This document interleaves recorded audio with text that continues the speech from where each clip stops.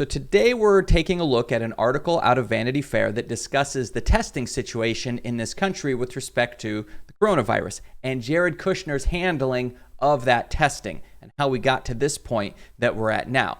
So first of all, what is with this picture that they decided to use of Jared Kushner? What is that? What is he looking at? He's got that sort of vacant, dead stare in his eyes where you just wonder, is there anything in there that's going on? And what's with the pointing at the face? What is that? What is he doing? What is he doing? Okay, anyways, let's set the stage here so that it'll make a lot more sense and we can see it in perspective when we get to the actual Vanity Fair story.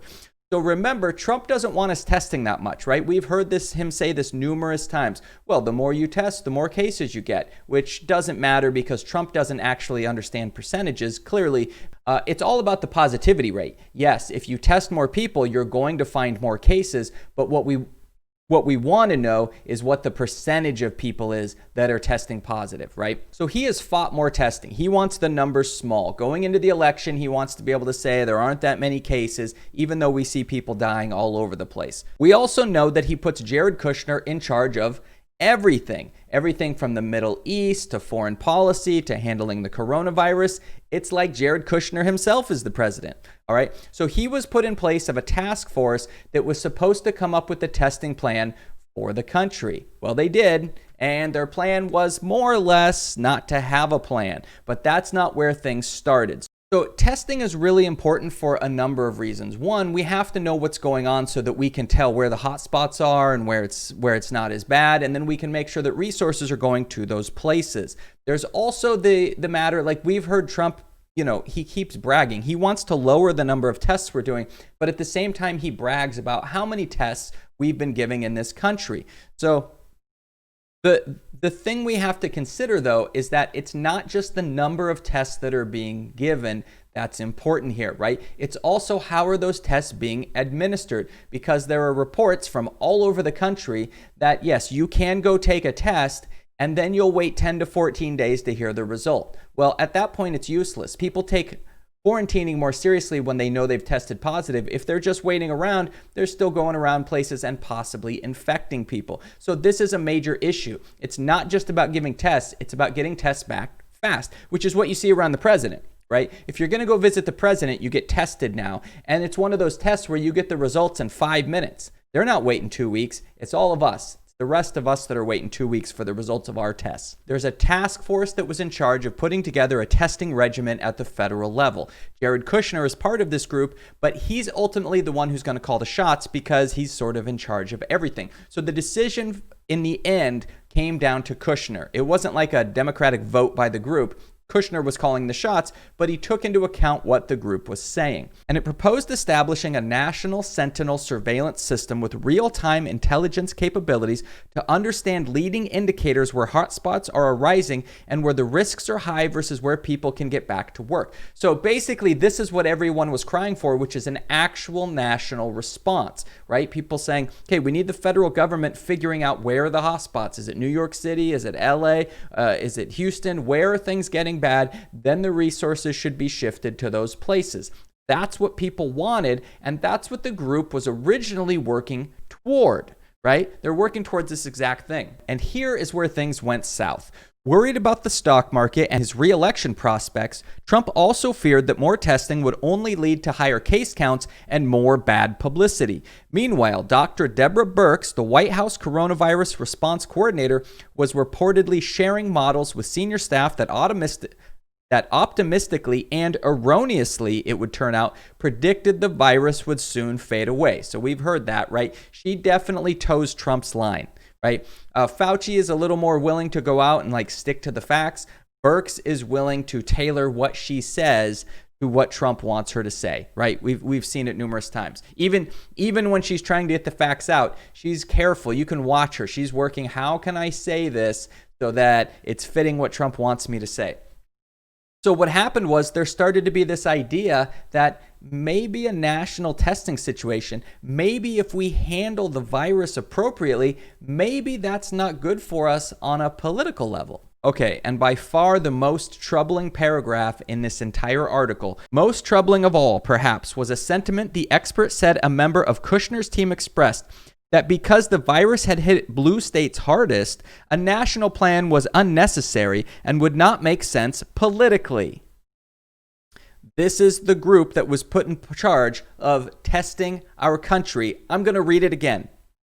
Because the virus had hit blue states hardest, a national plan was unnecessary and would not make sense politically. The political folks believed that because it was going to be relegated to Democratic states, that they could blame those governors and that would be an effective political strategy. Did we see something like this? Did we ever see a point where Trump was coming out and blaming individual governors of blue states for the way they've handled the virus? Yes, we have seen that. So this is one of those situations where you're hearing a story being reported and what you're reading matches with reality, because we literally saw this on a daily basis. And this is outrageous. This is treason. This is, I mean, what more could you call it?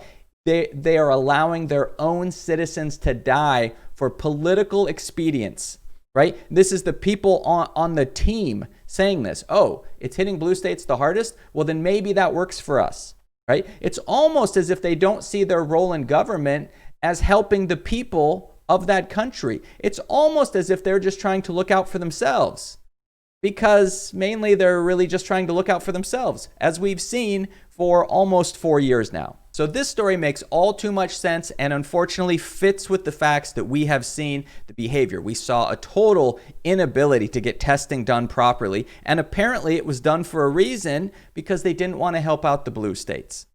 Okay, because why? Well, that's going to wipe out the opposing voters, right? Why should we help those blue states when we can actually use it as a weapon against them? Not only will the Democratic states lose more people and more of their population, but then we can now blame those governors and talk about how bad those Democrat governors are, and how could you vote for Democrats when they're handling the virus so poorly. So then Kushner and Trump decided that should be their move, is to handle things so poorly and blame other people when it goes awry. We are seeing more and more reports come out now where people are saying that, like we were predicting this a while ago, that once we got a few months into this, people would start being able to go back and run simulations on what if we had done stuff in February? What if we had testing in February? What if we had had lockdowns in February? What would be different? And it turns out that the difference is tens of thousands of lives. Would people have still died? Of course they would have.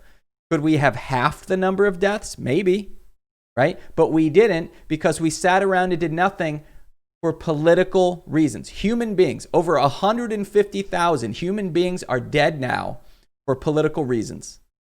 This is disgusting. Absolutely disgusting. And I don't understand it, right? I don't understand how there's still people. I've been streaming over on Twitch, right? And I'm still getting people coming in there and they go, what's wrong with Trump? Why aren't you big on Trump? This is why. Our own citizens are dying. Why? Oh, well, they vote blue. We vote blue. We're better off without them anyways. Awful.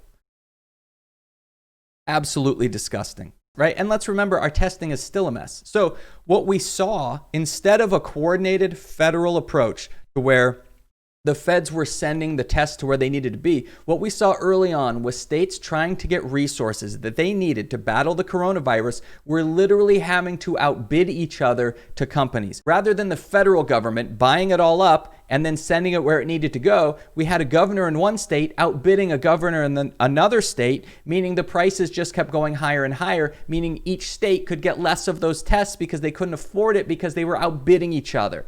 This is corruption and incompetence and greed on a level that our country cannot stand for. Okay, Kushner, Trump, Barr, all of these guys need to be brought up on charges. Barr's not in this story, but he needs to be brought up on charges anyways, right? He's done plenty too. So thanks for checking out the video. Make sure to hit that subscribe button so you can get all the new content as it becomes available. I will be streaming on YouTube Saturday night, 6 o'clock. I am streaming on Twitch almost daily. If you go on Twitch, come on over, check it out, give me a follow, check out the stream. Right now, I'm mostly getting a bunch of Trump fans in there, which would be great if I could get some other points of view in there. So come on over if you like Twitch. Otherwise, we'll see you next time.